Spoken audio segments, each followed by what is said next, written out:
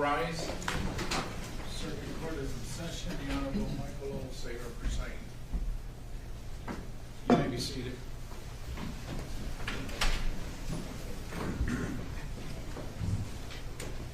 All right, we are on record in file 24-21841-FC, People versus Dee Warner. We are here today to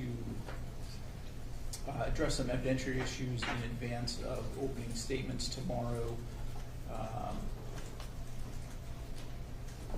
Thank you. Ms. Hanson-Grimes and Ms. Greco, could you approach, please?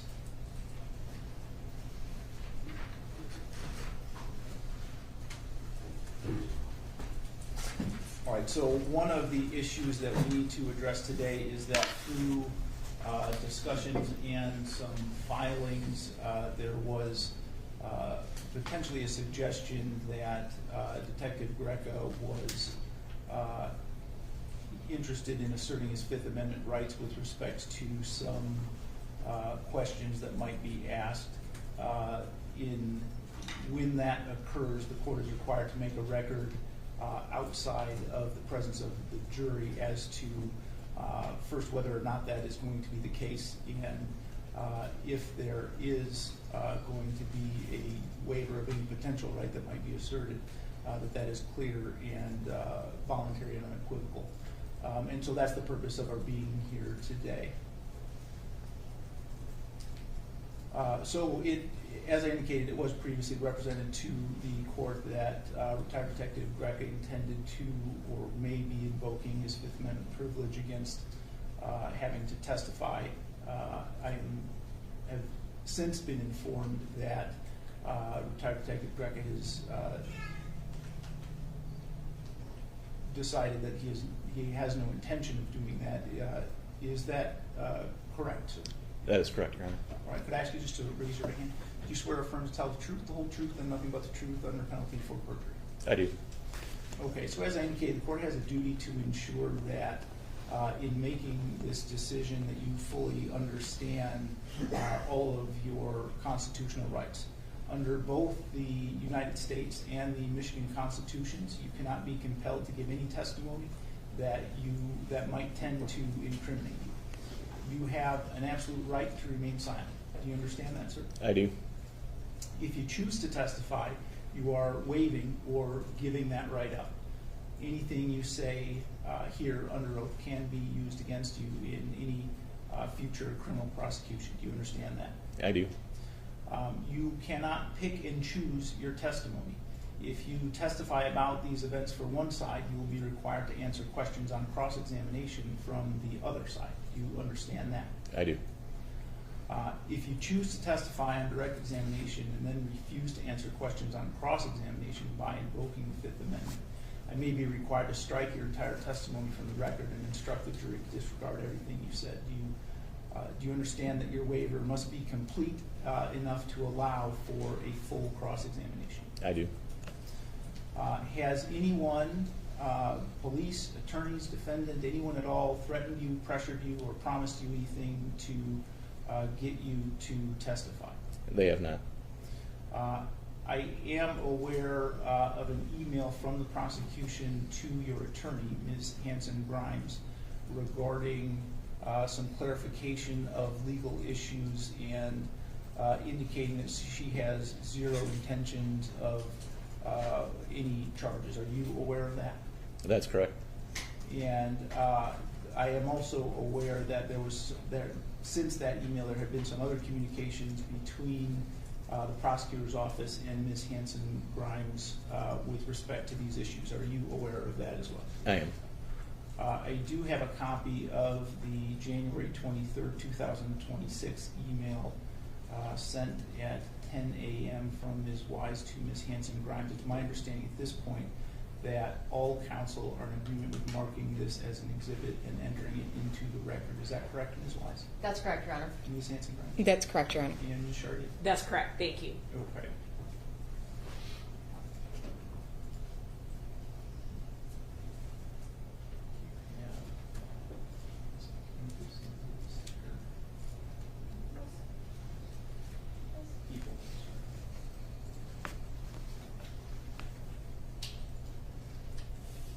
So for purposes of this hearing only, I'm going to mark this as People's Exhibit 1 and admit it. Retired Detective Greg, have you had an adequate opportunity or enough time to talk about the legal consequences of giving up your Fifth Amendment rights with Ms. Hanson-Grimes? Yes, And are you satisfied with her advice? I am. Knowing everything that I have discussed with you today and everything that you've discussed with Ms. Hanson-Grimes, are you certain that you want to waive your Fifth Amendment privilege and testify in this trial? I do. All right. I think that creates an adequate record of what we need to do today. Anything else on this issue at this point, Ms. Hanson-Grimes?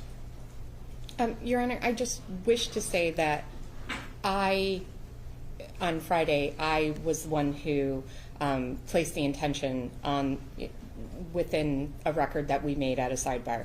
My client at that time did not. We had asked for this time to be set aside in order to explore that, and then I had then communicated that we did not feel that we would avail ourselves of that.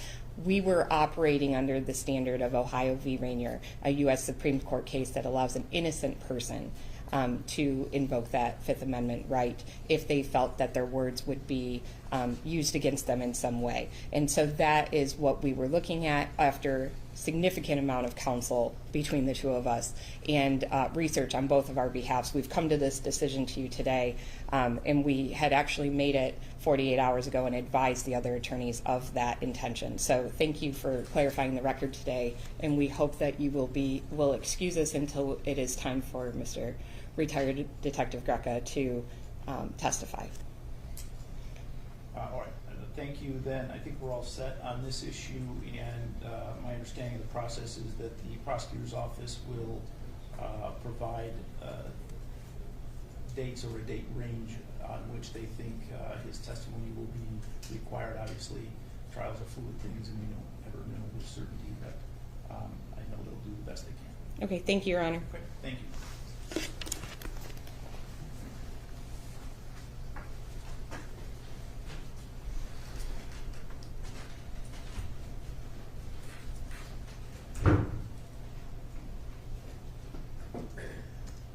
All right, the court also had under advisement several evidentiary issues with respect to the admissibility of other acts evidence and some hearsay issues. I have at this point had an opportunity to more fully review those issues and am prepared to make a ruling on those. So I'll start with the defendant's motion to preclude other acts evidence, although as we talked about last week, whenever it was. Yeah. Friday. Friday. As we talked about Friday, the issues overlap and bleed into each other, so I've tried to separate the analysis as best I could, but it's almost impossible to talk about one without the other. With respect to the other acts evidence, the defense first argues in their written filings that MCL 7608.27b is unconstitutional. The constitutionality of that statute was addressed in People v. Walker, Court of Appeals, docket number 370225, which is an unreported case. So I acknowledge that is not precedentially binding. However, the decision in that case was based upon the published decision, People v. Muniz, 343 Mishab 437, which found that MCL 768.27a, the statute providing for admissibility of other acts of criminal sexual conduct against a minor, did not violate the Constitution. There is no analytical difference that I can see between those two statutes for purposes of determining the constitutionality of MCL 768.27b, and therefore I would find that statute does not violate defendant's due process rights and is not unconstitutional. Defendant also argues that the proposed other acts of evidence are not domestic violence as defined by 768.27b. The statute's definition of domestic violence includes causing or attempting to cause physical or mental harm to a family or household member, placing a family or household member in fear of physical or mental harm, and engaging in activity toward a family or household member that would cause a reasonable individual to feel terrorized, frightened, intimidated, threatened, harassed, or molested. Initially, I would note that the last definition is similar to the definition of stalking, as that's defined in MCL 700.411H. It uses the same terrorized, frightened, intimidated language. However, while the stalking definition includes a requirement that the victim actually feel terrorized, frightened, intimidated, threatened, harassed, or molested, the 768.27b definition does not contain that language. It's also clear from a plain reading of that statute that the defendant's intent does not play a role in the analysis. An action constitutes domestic violence for purposes of MCL 768.27b, where actions are directed at a household member that would cause a reasonable individual to feel terrorized, threatened, intimidated, threatened, harassed, or molested. The people seek to admit evidence that Mr. Warner tracked Ms. Warner's vehicle, monitored her communications with others by taking screenshots of her electronic device, set up a camera in the kitchen to watch her, and stole and broke into a safe that she used to keep things private from Mr. Warner. All of those actions are directed at Ms. Warner.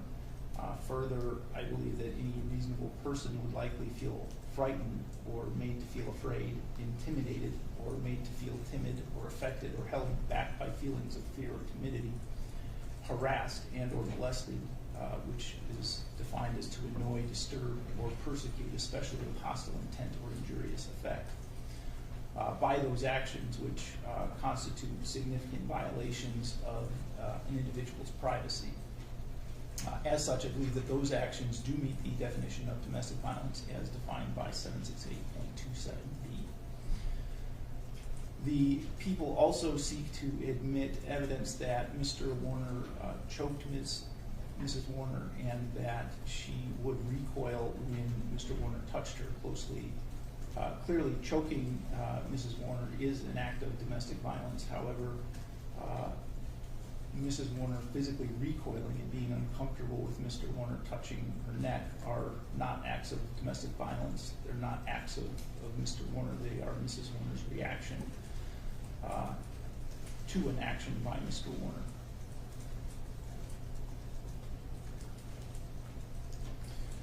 There was no indication that I'm aware of in the incident of Mrs. Warner recoiling that Mr. Warner was choking or attempting to choke Mrs. Warner at that time. During that incident witnessed by Ms. Rowe, and therefore that incident I do not think is an act of domestic violence. People also seek to admit evidence that Mr. and Mrs. Warner argued both in person and by text message. Arguments in and of themselves, I don't believe meet the definition of domestic violence under the statute people in domestic relationships argue all of the time in ways that do not amount to domestic violence, and therefore something more would be needed for this evidence to qualify as domestic violence under the statute. People also seek to admit evidence that Mr. Warner threw Mrs. Warner into a dresser. That clearly would meet the definition of domestic violence under the statute. The people also seek to admit evidence that Mrs. Warner's massage therapist observed bruises on Mrs. Warner's body on 8 to 10 occasions. The massage therapist, Stacy Brody, testified at preliminary examination that on 2 occasions she observed bruises on Mrs. Warner, and that Mrs. Warner told her that the bruises were caused by a fight with Mr. Warner. Those 2 incidents would qualify as domestic violence under 768.27b, On other occasions, Ms. Brody observed bruises on Mrs. Warner. Ms. Brody testified that they were not of particular concern to her, given that Mrs. Warner worked on a farm and there was not any testimony about abuse or cause of the bruises. So without more, those other bruises, simply that they existed, did not constitute acts of domestic violence since their origin is unknown. They are at most simply observations that Mrs. Warner had bruises.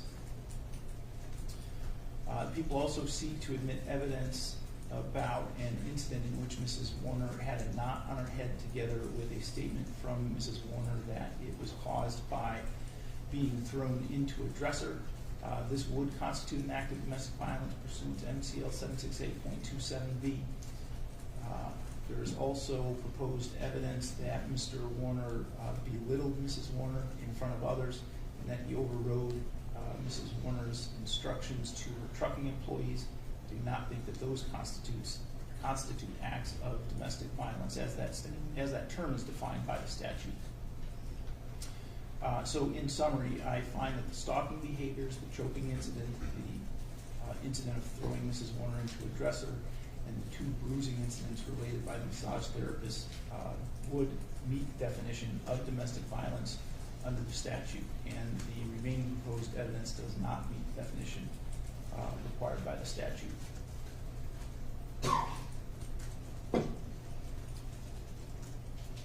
Whether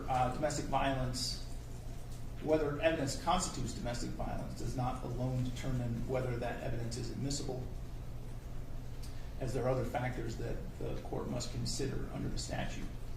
First, MCL 768.27b subsection 4 provides that other acts occurring more than 10 years before the charged offense are inadmissible unless the court finds one of 4 distinguishing factors to exist.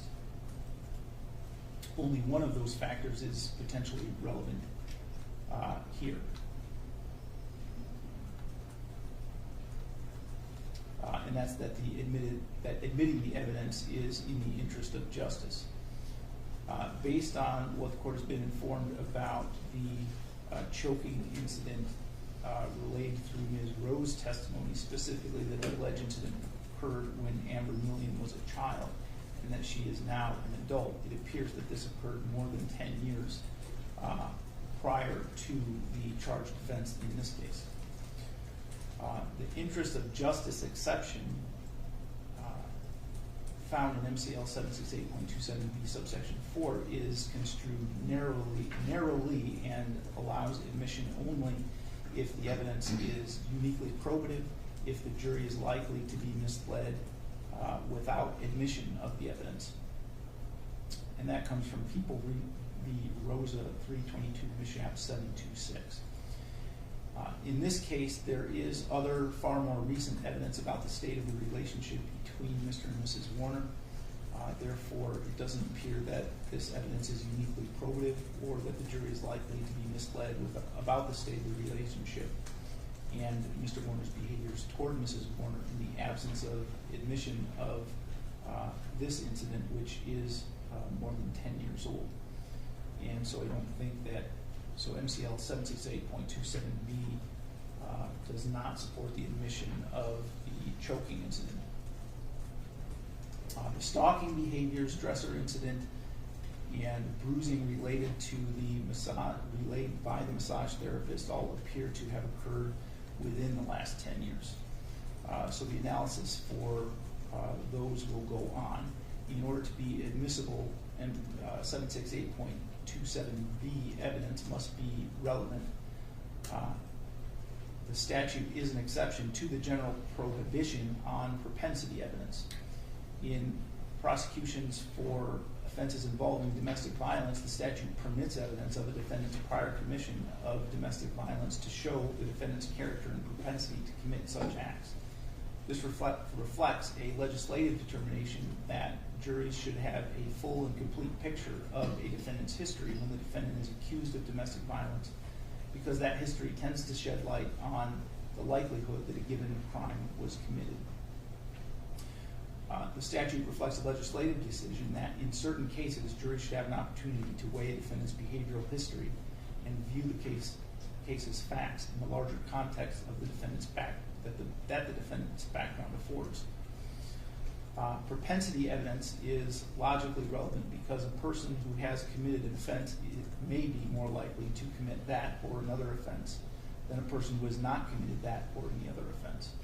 Applied here, a person who has engaged in stalking behaviors and been personally violent with their spouse is more likely to have committed other offenses up to and including murder. Additionally, the stalking behaviors is relevant to motive, as it tends to establish that Mr. Warner was a jealous or controlling spouse. Therefore, the stalking behaviors, the dresser incident and the bruises related by the massage therapist are relevant, and the court must then determine whether their probative value is substantially outweighed by the danger of unfair prejudice, confusing of issues, misleading the jury, undue delay, wasting time, or needlessly presenting cumulative evidence. When applying MRE 403 to evidence admissible under 768.27b, the court should weigh the propensity inference in favor of the evidence's probative value rather than towards its prejudicial effect. The same non-exhaustive list of considerations identified in People v. Watkins with respect to 768.27a applies, and those factors are the dissimilarity between other acts and the charged crime, the temporal proximity of the other acts to the charged crime, the infrequency of the other acts, the presence of intervening acts, the lack of reliability of the evidence supporting the occurrence of the other acts, and the lack of need for evidence beyond the complainant and the defendant's testimony. That list of considerations is illustrated and not exhaustive. And there is a more recent case applying that Watkins analysis in the context of 768.27b, and that's People v. Berkeley, which does not have a site yet. In this case, the propensity evidence weighs heavily in favor of the evidence's probative value. People who engage in stalking behaviors and physical violence against their spouse are far more likely than others to commit other acts of physical violence against their spouse. Although the other acts here do not involve murder, and in that sense are dissimilar, a history of escalating or ebbing and flowing domestic violence is a common occurrence. It is the way that domestic violence most regularly plays out, and therefore the dissimilarity with the alleged crime does not undercut its probative value. The temporal proximity between the other acts and the charged crime and the infrequency of other acts is insignificant in this case in the context of, again, domestic violence that often ebbs and flows. There are no known intervening acts of any significance. With respect to the stalking behaviors, it's my understanding that the evidence comes from Mr. Warner's phone or other electronic devices, and therefore would be highly reliable. The evidence of the dresser incident comes from several sources, a string of text messages that Mrs. Warner sent to a friend, and the testimony of Stacy Brody, Ms. Warner's massage therapist.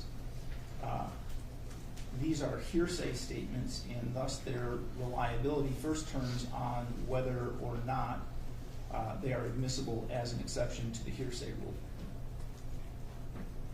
I've already ruled that the text messages to Ms. Alexander are not admissible as an excited utterance, and for reasons that I will outline later, I do not think that the text messages to Ms. Alexander or the statements made to Ms. Brody are admissible as exceptions to the hearsay rule, since the statements about these incidents are inadmissible hearsay. No further analysis under 768.27b is necessary. Turning back to the stalking evidence, there is a need for evidence beyond Mrs. Warner and Mr. Warner's testimony. Obviously, Mrs. Warner is not here to testify and therefore cannot tell us her side of the story with respect to the relationship between the parties and what took place on the night in question or in the time period leading up to the night in question. For these reasons, I find that the probative value of the stalking evidence outweighs any danger of unfair prejudice, confusion of issues, misleading the jury, undue delay, wasting time, or needlessly presenting cumulative evidence. Therefore, I find that that is admissible under 768.27b. People have also proposed to offer all of that same evidence under MRE 404b. I will therefore analyze the evidence not admitted under 768.27b to determine whether it is admissible under 404b.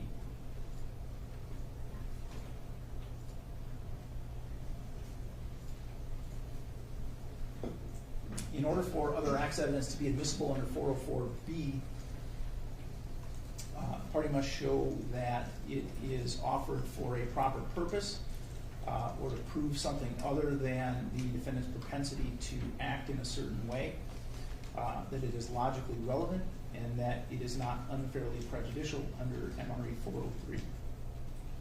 The evidence of Mrs. Warner recoiling when Mr. Warner touched her, again, it's not an other act of Mr. Warner except to the extent that he touched her, which does not show any character of Mr. Warner for the purpose of showing that he acted in accordance with that character.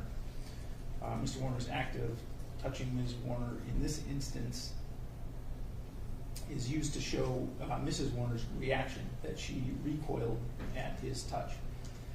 Mr. Warner has acknowledged that he made a statement to the police that he and Mrs. Warner were fighting on the night in question, and that he later massaged her neck when they had finished arguing.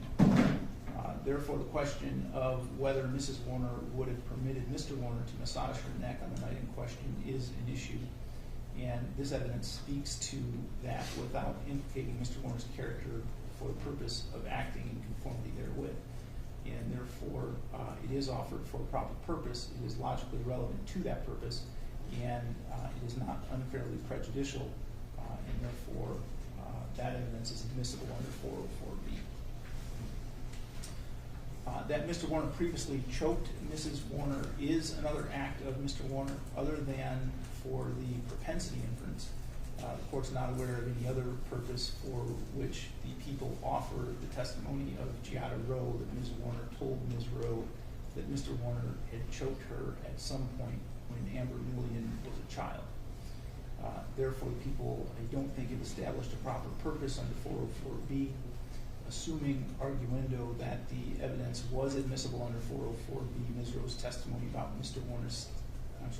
Rowe's testimony about Mrs. Warner's statement that Mr. Warner choked her is inadmissible hearsay. The people have not identified any specific exception to the hearsay rule that would apply to this statement, and it does not appear to contain the circumstantial guarantees of trustworthiness sufficient to admit it under the catch-all exception.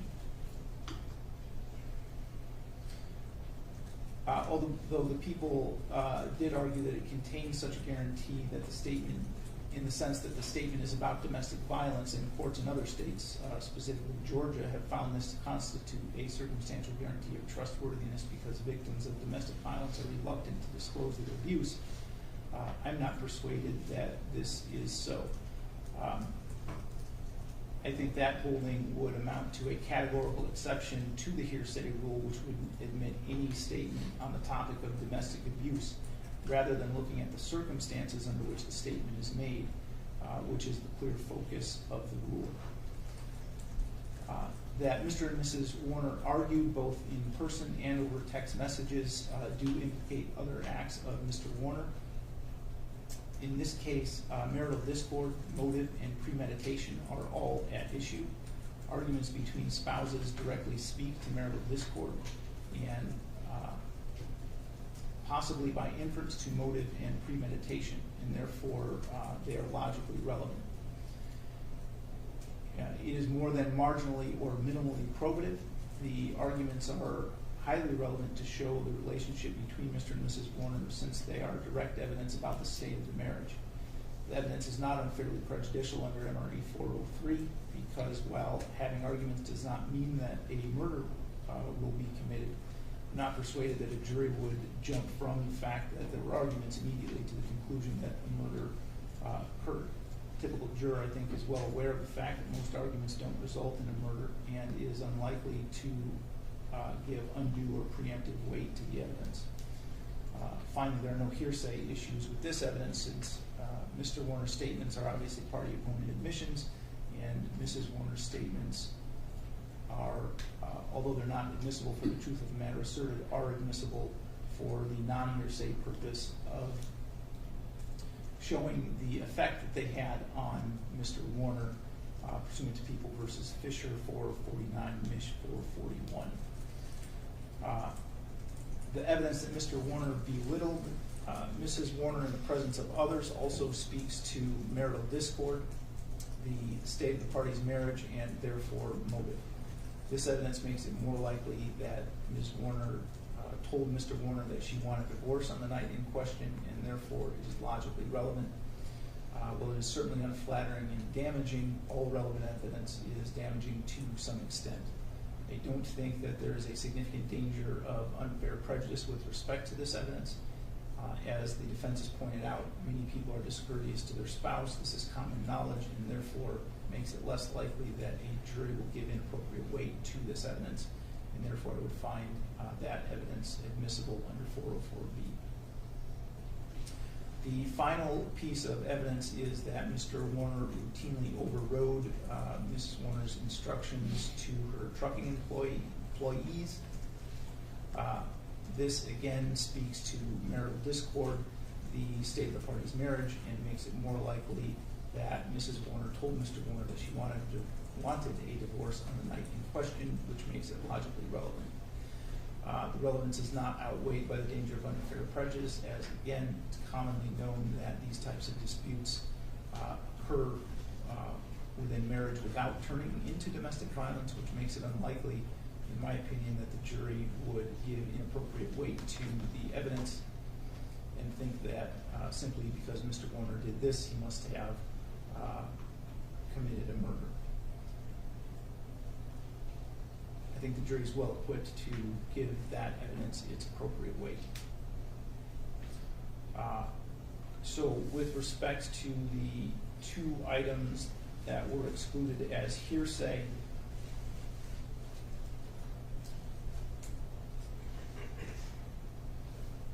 a hearsay statement is not excluded by the rule against hearsay if the statement is admissible under an exception in Rule 803 or 804.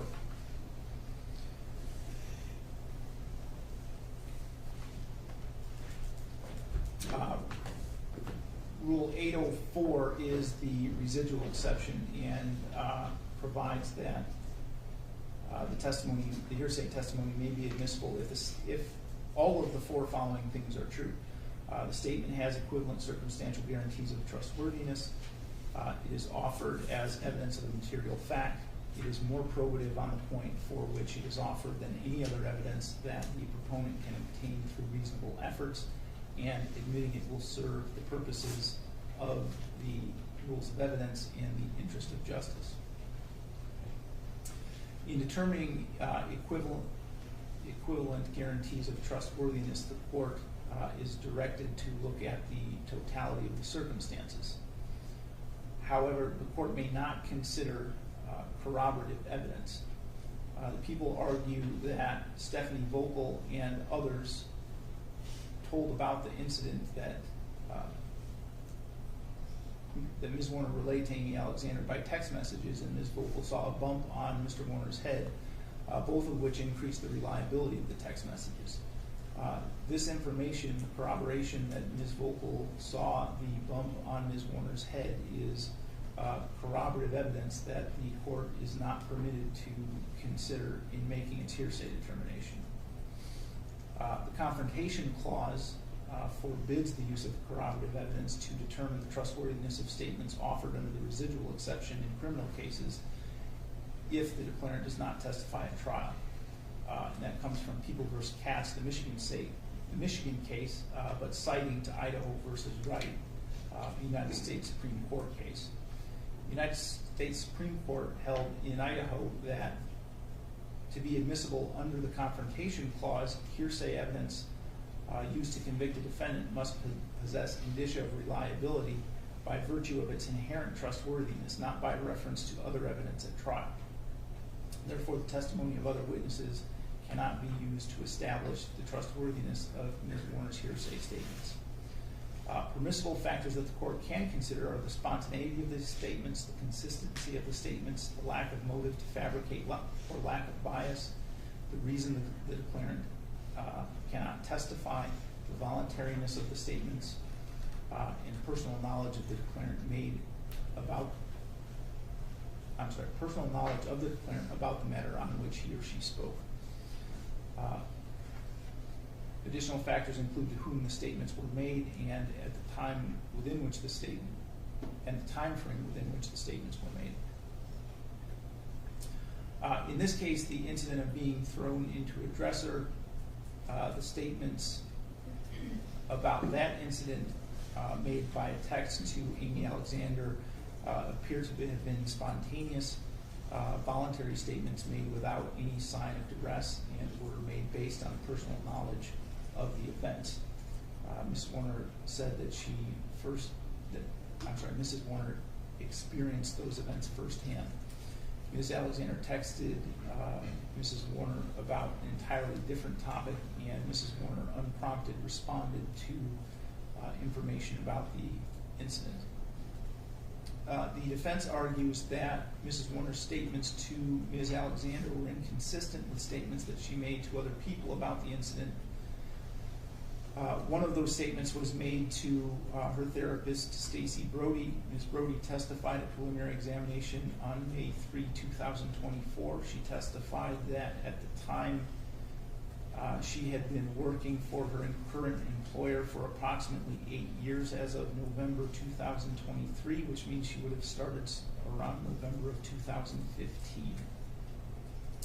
She testified that she met Mrs. Warner within the first year and a half of the time that she started working, which would take us to May 2016. And then she testified that the first bruise she observed, the one that Mrs. Warner told her was a result of the dresser incident, occurred within a year and a half of first meeting Mrs. Warner, which would be by November 2017. That timeline is not consistent with the statements made about the dresser incident in Mrs. Warner's text messages to Amy Alexander, which occurred in December 2020 and indicated that they happened the previous night. While the people point out that Ms. Brody told police in April 2021 that the incident she described took place before Christmas 2020, this then just means that Ms. Brody has made inconsistent statements about when this event occurred. There doesn't appear to be any motive to fabricate the story in either instance.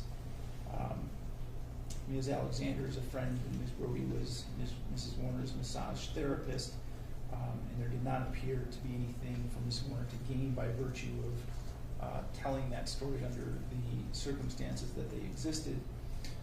And obviously, to address the reason that Mrs. Warner cannot testify, it is because she is deceased. While many of the factors suggest reliability of the statements regarding the dresser incident, the significant difference between the timelines and the statements made to Ms. Alexander and Ms. Brody is difficult to resolve and seriously undercuts the reliability that the other factors would tend to establish. Looking at the totality of the circumstances, I don't think that the factors that suggest reliability can overcome the questions raised by the timeline discrepancy. I don't think that these statements contain equivalent guarantees of trustworthiness required for admission under the residual hearsay exception, and therefore I would grant the motion to eliminate to preclude those statements as hearsay. And as I said, for that reason, then they would not be admissible under MCL 768.27b.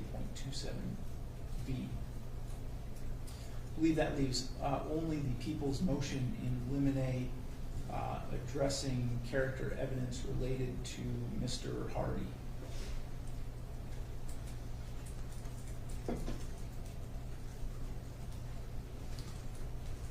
The people have requested an order prohibiting the defense from eliciting testimony about Greg Hardy that does not comply with MCR 404B, or sorry, MRE 404B. The defense responds that they wish to present evidence about Mr. Hardy as character evidence, not to show that he was acting in conformity, but to show the scope of the investigation, what law enforcement did, what they ignored, and what they didn't do. Defense cites Kiles versus Whitley, United States Supreme Court case. That case dealt with the suppression of exculpatory evidence by the prosecution, some of which was actions of a third party to shape the investigation of Mr. Kiles when there was evidence that pointed to that third party's guilt. Mr. Kiles' case does not address 404B evidence. Further, the Kiles case dealt with evidence that was far more direct, that far more directly addressed the items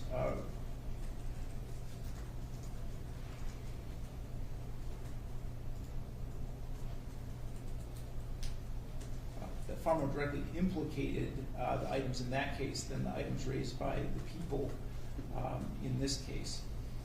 All of the evidence in Kiles with respect to the third party, someone called Beanie, dealt with Beanie's interactions with law enforcement. Here, that is not the case. Some of the evidence is proposed evidence by the defense is that Mr. Hardy acted aggressively toward Mr. Warner's lawyers. I don't think that, without more, tells us anything about the police investigation, other than suggesting that Mr. Hardy should have been investigated because he has some propensity for aggression, which is the impermissible propensity inference. It's not logically relevant to an issue in this case. Same goes for Mr. Hardy being kicked out of or banned from a John Deere dealership. It doesn't tell us anything other than that Mr. Hardy behaved improperly in some way in the opinion of the people who run that dealership. There's no known link to this case other than Mr. Hardy behaved badly, and it is very much unlike the Kiles case where the third party in that case was interacting with law enforcement, directing law enforcement, and playing the role in the investigation. These issues don't do anything to suggest that. So nothing about these incidents suggests, as was the issue in Kiles, that Mr. Hardy pointed law enforcement down one path and not another. With respect to the other issues of which I am aware, or that the people were objecting to, that included flying drones over Mr. Warner's property, and also that Mr. Hardy on an occasion pulled a gun on Mr. Warner, and that Mr. Warner sought a personal protection order against Mr. Hardy. I do think that those incidents do have a proper purpose in the sense that they speak to the relationship between Mr. Hardy and Mr. Warner, and potential animosity there, and therefore would affect Mr. Hardy's credibility in giving his testimony. So I do think that there's a proper purpose. I do think that information is logically relevant to that proper purpose, and I don't think that the 403, Emory 403 balancing test would exclude that, as I don't think it would be unfairly prejudicial. There were references to potentially other issues with respect to Ms. Hardy that the defense may intend to ask about, but I don't feel at this point that I have enough information about what those incidents are in order to do a proper analysis of those. And so without additional information, we'll have to just deal with those issues as they arise through the course of the trial, unless the people would like to identify some further issues that they think need to be addressed. We don't have any further issues. If there were specific instances that Ms. Chartier wishes to address as it relates to Mr. Hardy, I would just ask this court if you're willing to ask for an offer of proof on those instances.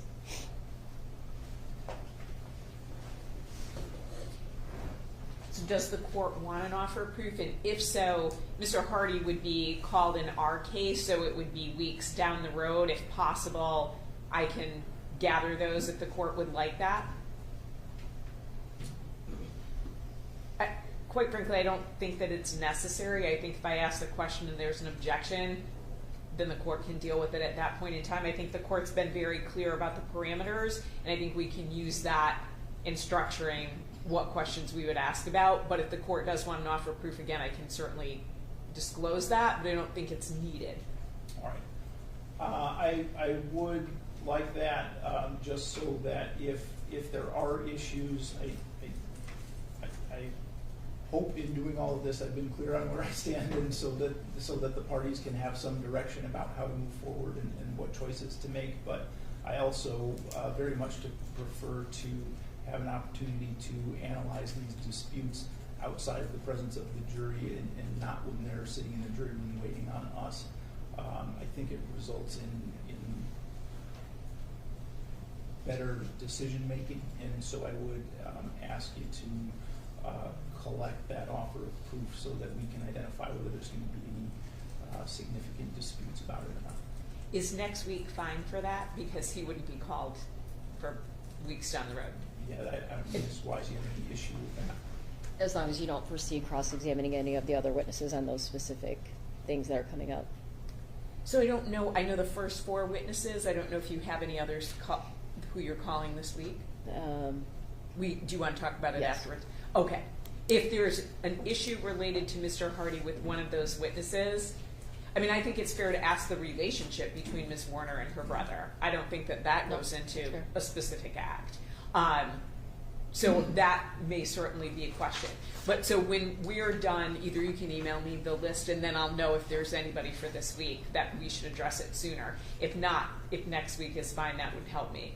Yeah. Just to make sure that I can kind of go through and know. Thank you. Okay. All right. Is there anything else that we need to address today? No, Your Honor. No, thank you, Your Honor. All right. Thank you all for your time. Then we'll adjourn for today. We'll resume tomorrow with opening statements at 9 a.m. Thank you, Your Honor. Thank you, Your Honor.